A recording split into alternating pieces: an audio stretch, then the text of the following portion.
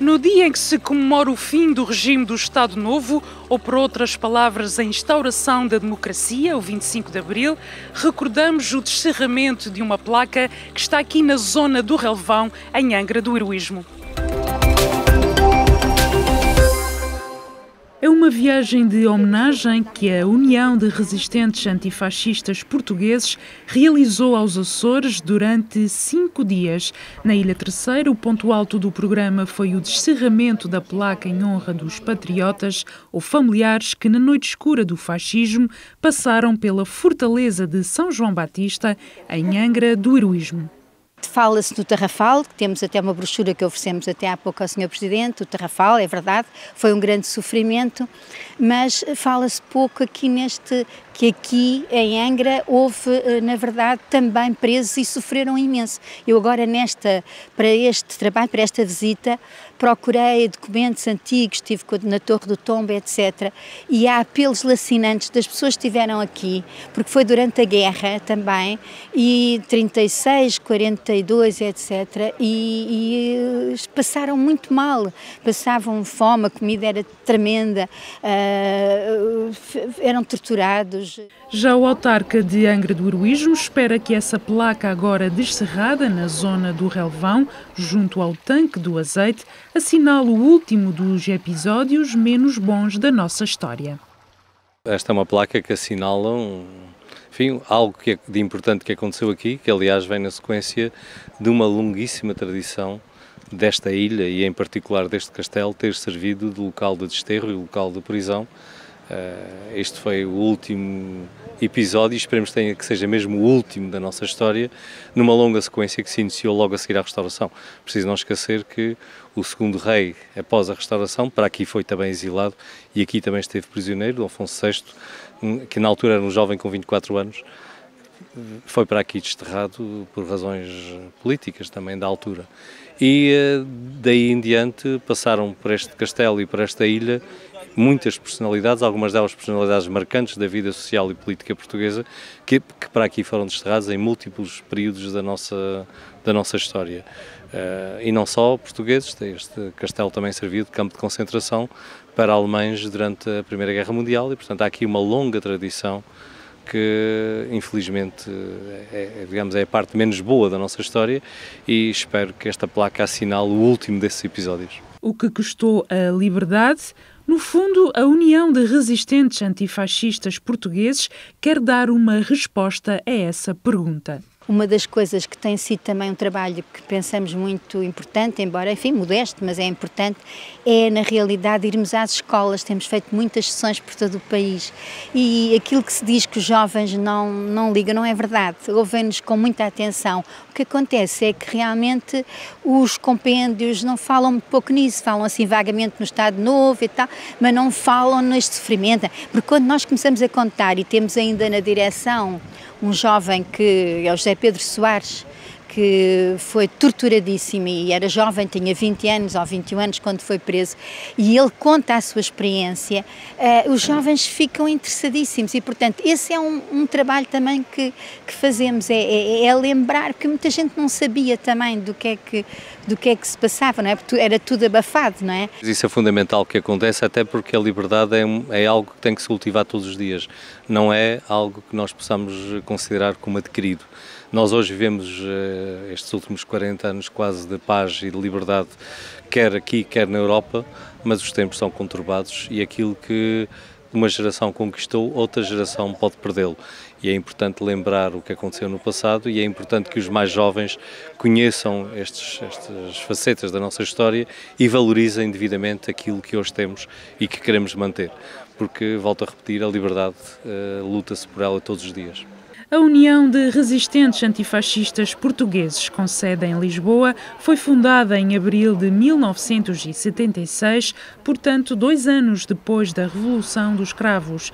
Tem desenvolvido a sua ação um pouco por todo o país na defesa dos ideais do 25 de Abril e da democracia.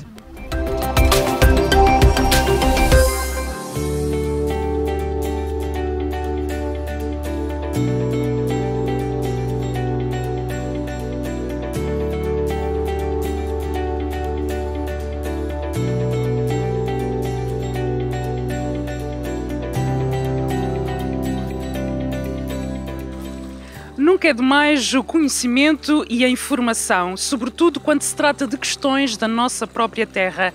O Dia Nacional do Turista vem afirmar isto mesmo.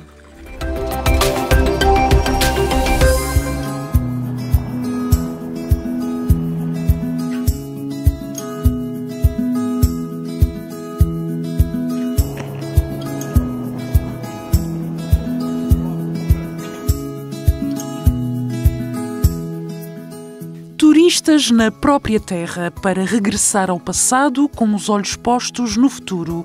Em Angra do Heroísmo, conhecer a história da cidade é conhecer a história de Portugal.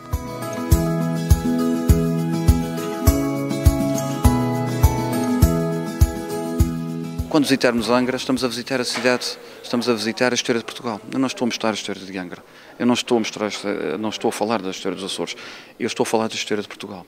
Estou a falar de uma cidade que já foi 2 vezes capital de Portugal. Só quando 5 cidades do mundo, 4 portuguesas e no Rio de Janeiro, já foram capitais de Portugal. Estou a falar de uma cidade que por várias vezes demonstrou a sua lealdade, patriotismo em relação a valores tão nobres como os valores democráticos. O liberalismo é o berço da democracia. Portanto, estamos a falar de uma cidade que é o berço, juntamente com o Porto, da democracia portuguesa. Falamos imenso do passado, mas também importa falar do presente. No seu entender, o que é que podemos destacar? Em relação ao presente, é importante destacar o esforço que foi feito após o sismo de 1980. A recuperação de património e a forma como esse mesmo património está a ser usado. E a utilização que tem sido dada, quer na vertente dos organismos públicos, quer na vertente cultural, realmente é uma fonte de dinamismo. Os próprios angrenses, através das atividades culturais que vão acontecendo na cidade, obviamente à nossa dimensão, à nossa medida, são também um fator de destaque. Outro fator de destaque é a vida que a cidade tem em termos comerciais, que realmente tem vindo a crescer.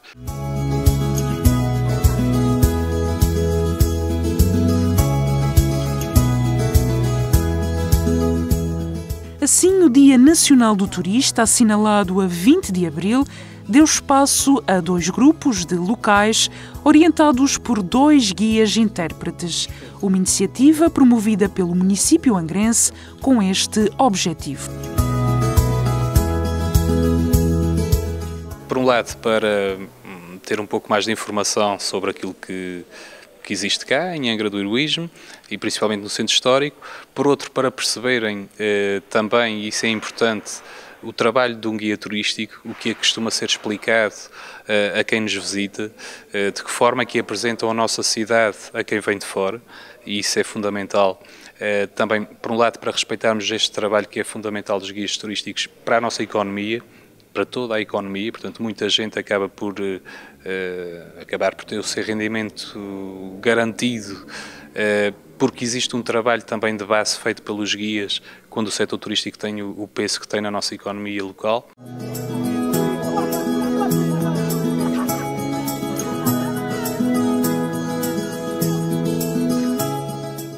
Por outro lado, segundo o vereador Guido Teles, foi um modo do próprio executivo camarário perceber melhor os desafios que enfrenta um guia-intérprete nos dias de hoje. Conseguimos aperceber-nos daquilo que é mais valorizado nas visitas, das preocupações também que são transmitidas e ninguém melhor que os guias turísticos contactam todos os dias, todas as semanas com pessoas diferentes que deixam as suas percepções sobre a ilha e sobre Angra, para podermos também agir no sentido certo, de forma a qualificar o turismo na Ilha Terceira e em particular em Angra do Heroísmo.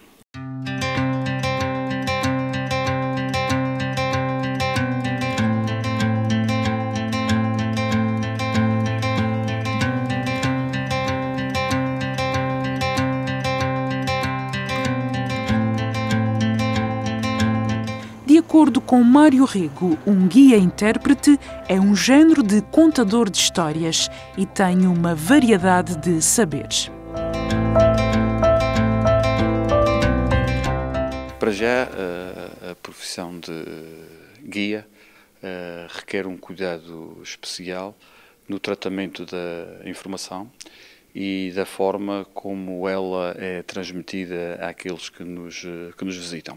É um bocadinho como costumo dizer, a arte de explicar coisas difíceis por palavras fáceis, tendo cuidado de adaptar as suas explicações aos diferentes interesses daqueles que nos visitam.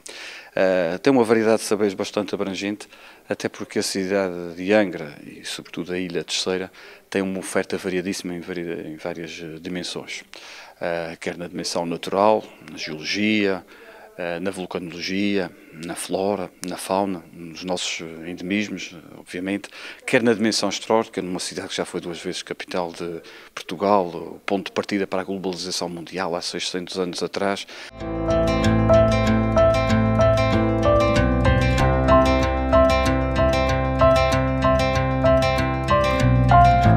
Questionado acerca do que considera ser um roteiro turístico ideal, o autarca diz que há que adaptar os percursos e as visitas conforme os interesses e as origens.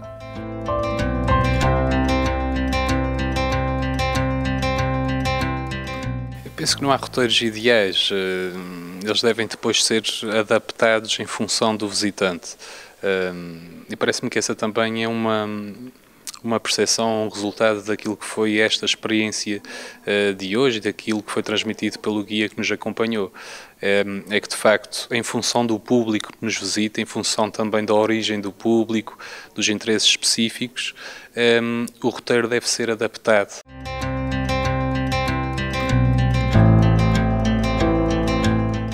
Um género de vá para fora cá dentro para conhecer os próprios caminhos que ligam a Ilha Terceira aos Açores, ao país e além fronteiras.